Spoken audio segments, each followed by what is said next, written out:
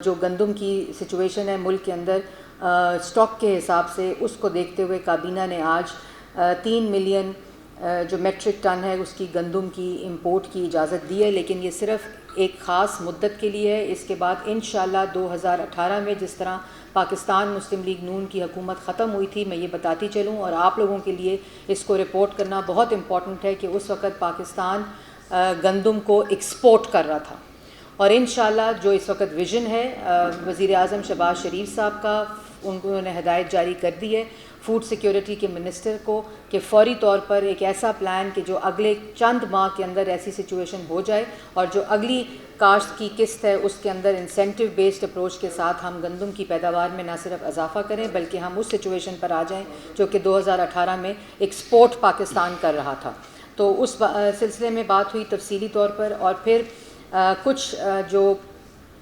تانیاتی ہیں وہ میں آپ کو بتاتی چلوں کہ جو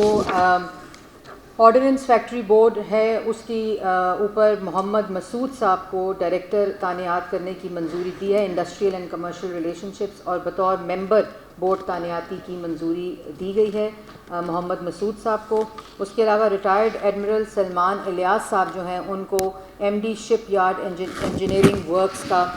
ڈائریکٹر کی تانیاتی کی منظوری دی ہے۔ ایک بہت ہی امپورٹنٹ آج ایجنڈا آئٹم تھا کابینہ کا، جس کے اوپر جو